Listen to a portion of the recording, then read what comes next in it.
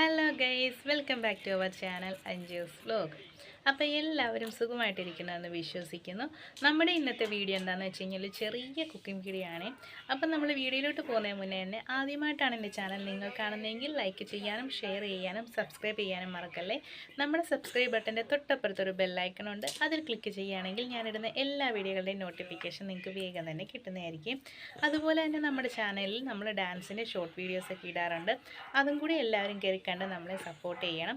അപ്പോൾ നമുക്കിനി നേരെ വീഡിയോയിലേക്ക് പോകാവേ. അപ്പോൾ നമുക്ക് ഇതിലേക്ക് വേണ്ടത്, ഞാനിവിടെ 2 സവോള, ഇടത്തരം സവോള കട്ട് ചെയ്ത് വെച്ചിട്ടുണ്ട് ചെറുതായിട്ട്. അതുപോലെ തന്നെ ഒരു 10-15 വെളുത്തുള്ളി എടുത്തിട്ടുണ്ട് കേട്ടോ. ഇത് നമുക്ക് ജസ്റ്റ് ഒന്ന് ക്രഷ് ചെയ്തെടുക്കാം കേട്ടോ, ജാറിലിട്ട്. അതുപോലെ തന്നെ ഞാനിവിടെ ഒരു 8 പച്ചമുളക് എടുത്തിട്ടുണ്ട്. നമ്മൾ ഇവിടെ എടുത്തിരിക്കുന്നത് 3 വലിയ ചൂരയാണ് കേട്ടോ. ഇതിന് നമുക്കിനി കഴുകി വൃത്തിയാക്കി എടുക്കണം. അപ്പോഴേക്കും നമുക്ക് ഒരു ചട്ടി എടുക്കാം, അതിലേക്ക് ആവശ്യത്തിന് ഓയിൽ ഒഴിച്ചു കൊടുക്കാം. കടുകും ഉലുവയും പൊട്ടിക്കുന്നുണ്ട്.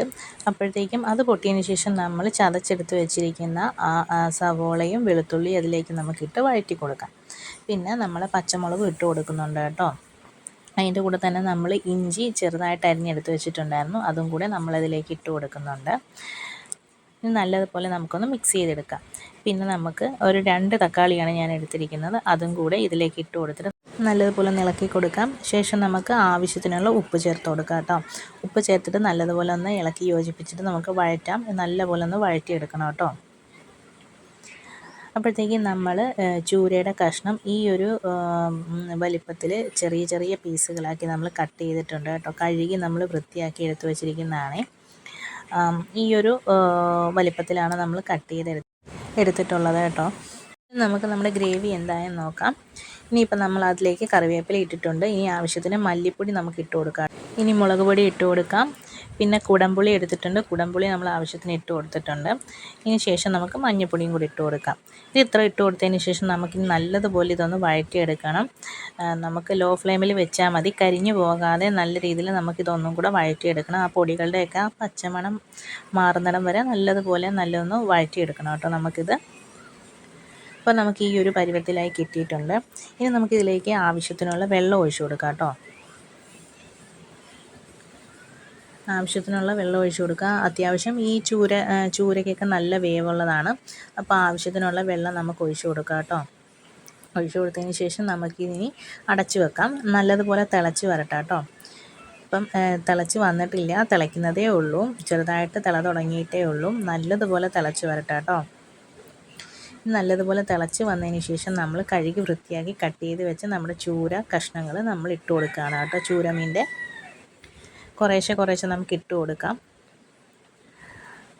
അപ്പം മീനിൻ്റെ തലയാണ് കേട്ടോ, നല്ല വലിപ്പമുണ്ട്. അപ്പോൾ അതും നമ്മൾ ഇതിലേക്ക് ഇട്ട് കൊടുക്കുന്നുണ്ട്.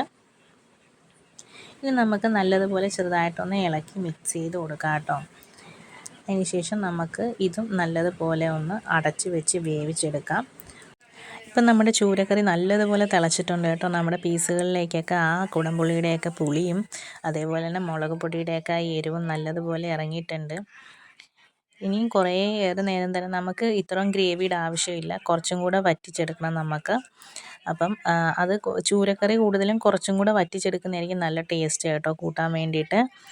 അപ്പം നമുക്ക് കുറച്ച് നേരം കൂടെ ഇനി അടച്ചു വെച്ച് വേവിക്കാം കേട്ടോ. നല്ലതുപോലെ ഒന്ന് വറ്റി വരട്ടെ. ഇപ്പം കണ്ടില്ലേ, നമ്മുടെ ചൂരക്കറിയിൽ എണ്ണയൊക്കെ നല്ലതുപോലെ ഒന്ന് തെളിഞ്ഞ് വന്നിട്ടുണ്ട് കേട്ടോ. സൈഡിൽ നിന്ന് നല്ലതുപോലെ ഒന്ന് തെളിഞ്ഞ് വന്നിട്ടുണ്ട്. കറി ഇപ്പോൾ ഒരു കുറുകം പരുവത്തിലായി കിട്ടിയിട്ടുണ്ട് കേട്ടോ. നല്ല സ്മെല്ലൊക്കെ വരുന്നുണ്ട് കേട്ടോ.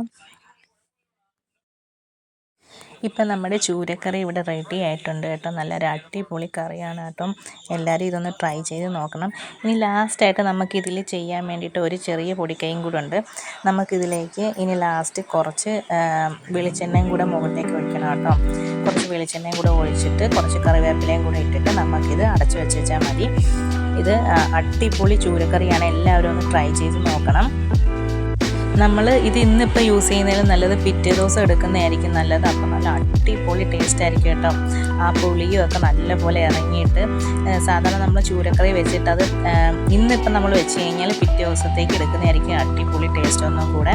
അപ്പോൾ എല്ലാവരും ഇതൊന്ന് ട്രൈ ചെയ്ത് നോക്കണം. ട്രൈ ചെയ്ത് നോക്കിയിട്ട് ഇഷ്ടമായി കഴിഞ്ഞ് കഴിഞ്ഞാൽ കമൻറ്റുകൾ നമ്മുടെ കമൻറ്റ് ബോക്സിൽ ഇടണേ. അപ്പോൾ നമുക്ക് അടുത്ത വീഡിയോ ആയിട്ട് കാണാവേ.